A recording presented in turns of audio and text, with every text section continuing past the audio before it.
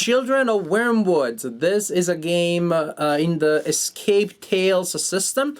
There are 3 games in the system. The publishers sent me a review copy of each. I decided to start from this one simply because it has a fantasy theme and fantasy appeals to me very much. In this game, the player, because it can be played solitaire, or players will control a guy who grew up in a fantasy town surrounded by hostile vegetation. There's this forest made of these very scary plants that look like Lovecraftian tentacles. Bad stuff happens when they touch you, and so you're living there, but you're still kind of like enjoying your time. The story opens with you having sex with the daughter of the mayor, so whatever happens after that, you will always have those good memories, which also tells you the game has some mature themes. So there is sex there, there is some Lovecraftian horror, there are dark elements there. I don't think this is the most family-friendly escape kind of game out there.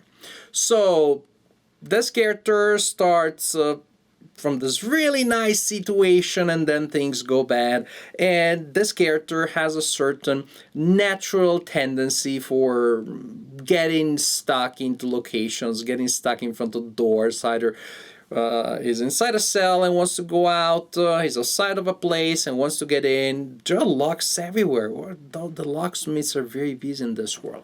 So, because it is an escape the room in a box kind of game. This is a genre, the escape rooms in a box, that has been pretty successful in the last couple of years. So they started coming out in 2016, I believe, 15, 16. More or less, and I played a lot of these games, a lot of different systems, the exit system, the unlock, escape room, there is another system by Spin Master, lots of another one by Think Fun. I played a lot of these, and I totally see the similarities. I totally said this is a second generation escape room in a box, because it borrows ideas from other places. If you're familiar with this kind of games, you also know why I haven't showed you the content of the box yet, and maybe you're also starting to figure out that I will not. I'm not going to show you a single component. I'm going to show you the back of the box. There you go. You're welcome. And I'm doing so to avoid spoilers, because with this kind of game, figuring out the solution to the puzzles is 90% of the game. But this kind of game, with this manifestation of the idea, however, I would say maybe 70% is figuring out the puzzles, and the other 20% is about enjoying the story, which again is something that I don't want to give you spoilers about. Your protagonist will end up stuck in different situations in which you will have to solve puzzles to continue the story. Other escape the room in a box, puzzle-oriented games of this kind try to have a story, try to ingrain a narrative within the string of puzzles that they come with, and I believe sometimes they get pretty close.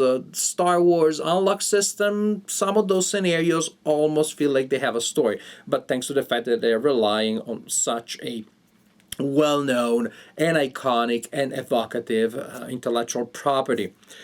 Escape Tales is the game in this family, escape room in a box, that has the best story, the most developed, the biggest commitment to story. This is I don't know about the other Escape Tales, but this one here that I tried, that I'm talking about, does feel like a game that has a story in which puzzles, yet they tend to show up disturbingly often, and yet, so you have a little bit of a meta element there, but still the story is the story is the story. The story works. You do want to know the characters, you do want to know the settings, you do get the feeling that you're exploring an environment, and that doesn't happen so much with other games. So it's a game that promises to be a story-driven escape game and delivers on that promise. And to me, that's already remarkable. But again, more reasons why I cannot tell you pretty much anything about it. I can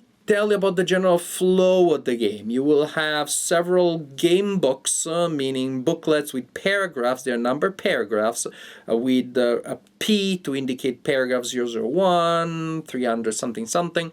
And there are different ones because they are used in different sections of the adventure. Start from the first one and then you continue with the other ones. Most escape the room games, a scenario lasts about an hour. Here you have a lot more content than that. You have no time limit. You can take your own time. There's no timer ticking. But and there's a lot going on.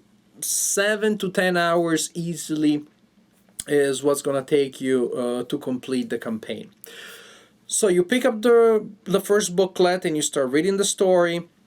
You will make some decisions based on that, but the general flow is that the text that tells you the story will also tell you to pick up some cards. And you have a big stack of unique cards with individual art, very high quality, nice illustration, again, very evocative, very effective in creating the illusion that you are exploring a world full of things, full of places. Some cards that are large and tarot-side, they will represent specific places. I'm going to start making fictional examples here, or that I offer fiction in case they represent things that I haven't seen yet, because there's so much content that you're not supposed to see it all in one playthrough or even after the first one. So it does have more replay value than a lot of other puzzle-oriented games of this kind. But suppose there is a card that shows a temple, and so you're told, oh, okay, I'm visiting a temple. Then you get a smaller card that represents the same temple, but with a grid, and the grid indicates specific areas of the temple. Maybe here's the altar, maybe here's the little piece of furniture with the lock on it. There are locks everywhere. Here there is a little puppy that is sleeping next to the altar, and so on and so forth. And you will have a number of action tokens that you can spend to explore those areas of the card. So if I want to go and check out the altar, I place a token there. The altar will say paragraph 238. I open the booklet and I'll have a description of that situation. In that, this reminds me of Time Stories, which also has a puzzle element, in which you have a panorama of cards representing a large scene, and then you can spend actions to kind of zoom in, and you have the same effect, because from a card that represents an entire scene, then you get a card that represents the detail of the scene that you're interacting with. And that card may have a puzzle, may have different things that then lead you to a paragraph in the booklet. Something happens that leads you to another location. Then you explore the location by picking up more cards, and so on and so forth. That's the general cycle. But there's one extra link of the cycle, which is your phone.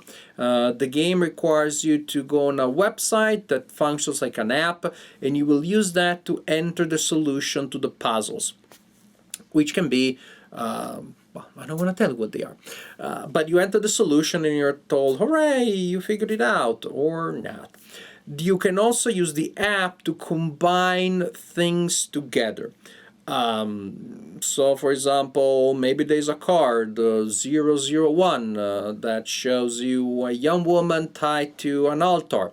And then a card 18 that shows you the knife of the cultist, or the leader of the cultist. So you're going to combine the two together. You add the total of the numbers together, you enter in the app, and you're told to look at the card that shows the action resulting from combining those two cards. In which case, for example, use the knife to cut the ropes and you free the young woman. What else would you do otherwise? Or maybe, I don't know, there is a match and a candle, then the candle is not turned on. You add the numbers together and you're led to a card in which you're told discard the match, but now the candle is producing a flame.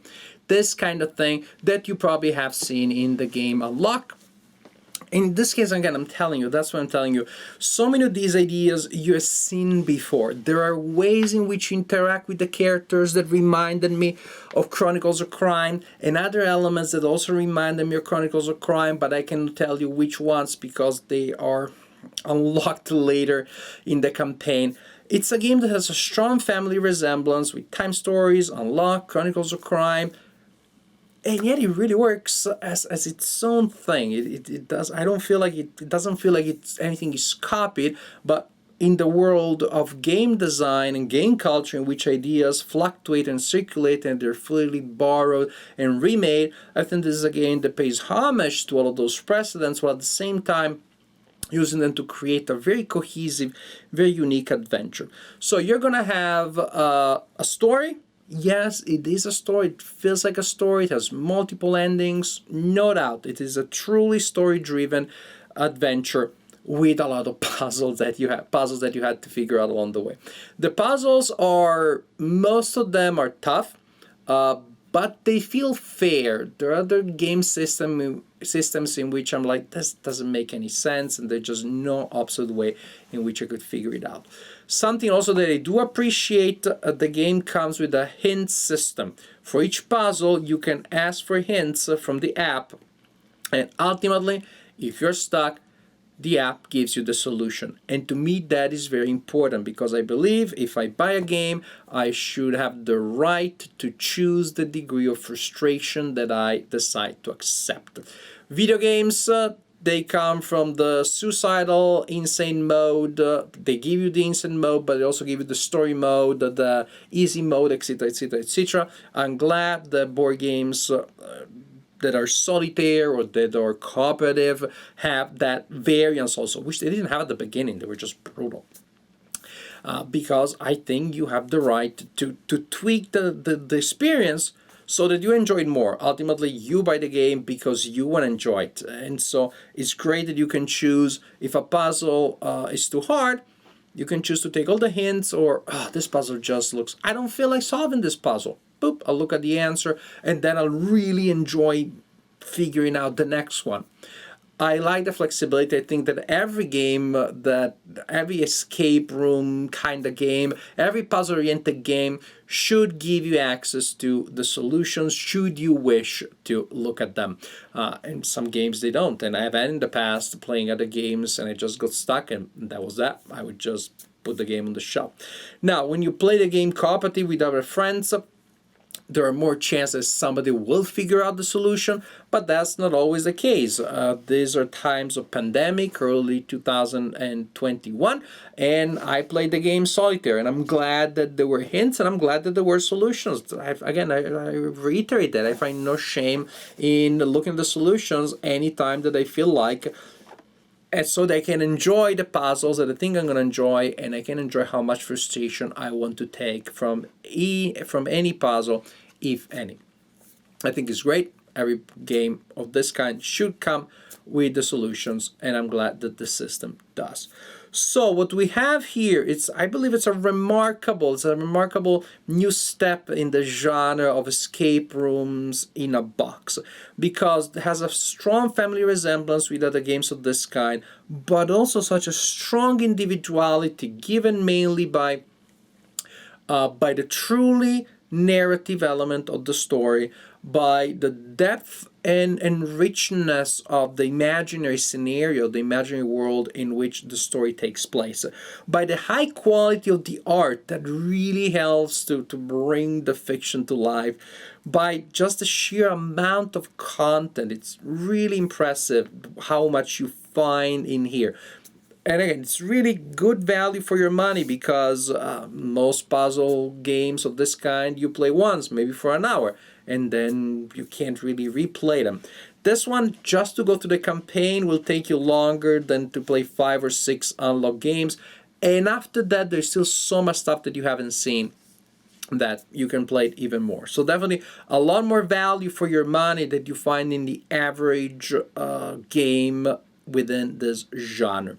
So I was really impressed. I really had a good time playing Children of the Wyrmwoods Solitaire, because that's the only way I can play adult games these days. I look forward to playing more games in the system. Probably the next ones I'll try them in the next couple of weeks, so it'll still be Solitaire. I hope that they keep releasing new ones, because this one was so much fun, and so maybe one day they will release new ones after the pandemic, so I can play with adult friends, and I really look forward to that.